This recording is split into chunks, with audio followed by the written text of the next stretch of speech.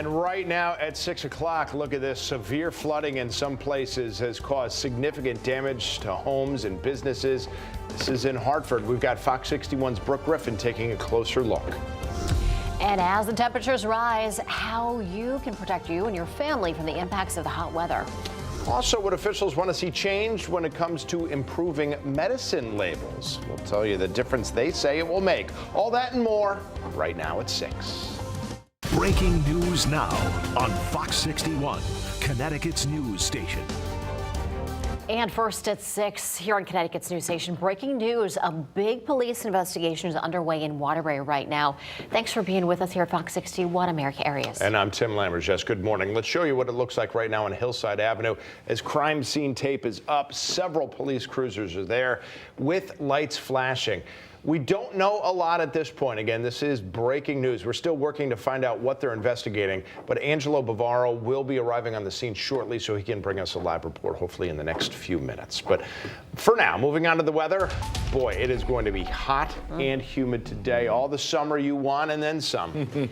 So we're talking about, what, maybe 90 today? Well, listen, hot and humid, but unlike the last couple of days, things are going to be a lot drier in terms of rainfall. That's certainly some good news. Forecast is a bit quieter. Hot and humid, it's going to be a potential heat wave inland as we get to 90 plus for a couple of days. We are overall settling down a pattern. We'll talk about that. Fog is the concern now, starting to lift in Hartford, but New Haven socked in right now with the visibility between 0 and what do we got for good? 4 miles in Bridgeport. That's it. Give yourself some extra time this morning. It's steamy out there. The temperature has cooled down to around 70. That's where the dew point is. There's your fog.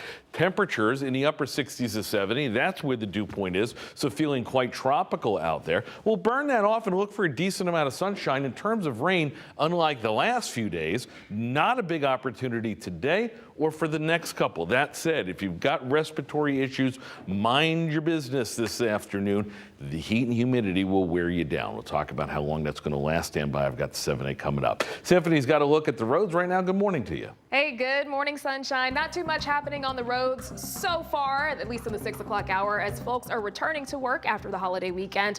I do want to let you know about a road closure due to some flooding issues. This happening in Farmington as we take a look at the map here. Route 167 between Route 4 and Mallard Drive. That's been closed since yesterday. CTDOT still has that listed as closed on its website this morning. So plan for an alternate route out there. Looking at the drive times here in Hartford, 91, 84, and looking good this morning. Same thing down in Fairfield County. Smooth sailing so far. We'll have another update for you in about 30 minutes. Well, the heavy rain has moved out of our area, but it left behind a lot of damage to homes and businesses and a flash flood that took over the capital city. Yeah, Fox 61's Brooke Griffin is live in Hartford with the response from city leaders. Brooke, good morning.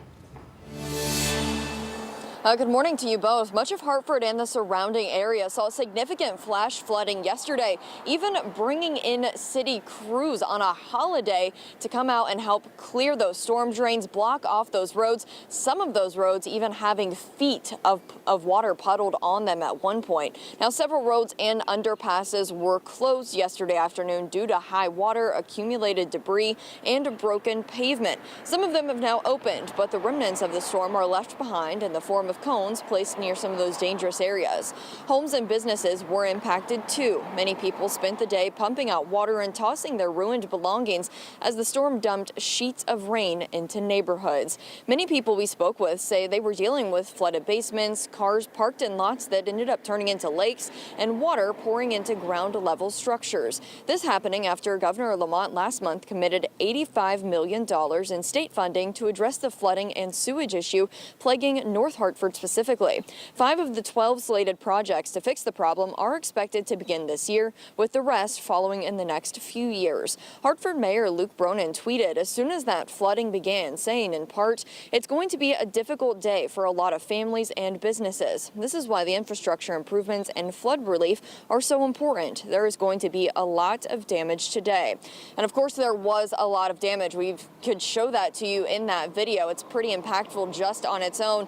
But city crews are going to be back out again today. That's when that cleanup is really going to be hit hard. They have to get those storm drains clear of the debris and all of the trash that ended up flowing into them and on top of them. That way the next time it rains, we don't have such an issue that time as well. Live in Hartford, Brooke Griffin, Fox 61, Connecticut's news station. All right, Brooke, thank you for that update. 6:05, and an investigation is underway after a Greenwich man drowned while swimming in Vermont. Police say 20-year-old Samuel Papern reportedly became unresponsive yesterday after getting caught in the rapids at Bolton potholes. He was taken to a hospital in Burlington where he later died. Authorities say they are still investigating the circumstances behind his death. Well, today there's a court date for a man accused of murder in Hartford. Police arrested Jordan Green Monday night. They said he shot Gregory Betsy early that morning on Prospect Avenue. Green is facing several charges, and detectives said they used surveillance cam video to find Green so quickly. Well, this morning in Manchester, we know that 2 teens were hurt when their car hit a tree. It happened just after 1 o'clock yesterday afternoon on Interstate 384 westbound near Exit 1. State police say one of the drivers somehow lost control of the car. The car veered off the road, hit a tree in the median. And we're told the passenger's injuries could be life-threatening. The driver has minor injuries. And to Westbrook this morning, where a teenager is dead after his car crashed into a tree. State police say 19-year-old Nathaniel Appel Jr. crashed off Old Clinton Road near Hammock Road. It happened yesterday just before 12:30 in the afternoon. No word on what led up to the crash. And state police are reminding drivers to stay safe out there on the roads as we wait for the final numbers from troopers this morning. Here's a look at the latest enforcement efforts. At last check, state police had 34 DUI arrests and responded to 411 crashes. They issued 422 tickets for speeding. And troopers also issued 730 infractions for seatbelt, unsafe lane change, following too closely, failure to move over, and also distracted driving. Now, these are not the final numbers, but we're going to compare this to last year's statistics. In total, troopers made 50 DUI arrests, responded to 299 crashes. They wrote 644 speeding tickets and 910 infractions. In downtown Hartford, fire crews battled a fire at the Frontier building yesterday. Let's show you the scene on Trumbull Street. Crews were called to the scene just before 3 p.m. and it took about 25 minutes for them to get everything under control. Nobody was hurt. Police said 2 people had to be rescued from a car after it flew off a bridge in Bristol. You can see it there hidden amongst the trees. We brought you this as breaking news yesterday morning. Now, we don't know why the car went off the bridge there on Andrews Street, but police did say it was heading north at the time, that the 2 people inside had to be taken to a hospital for treatment, but they are both expected to recover. And happening today in East Hartford, new funding for training opportunities for local firefighters is expected to be announced.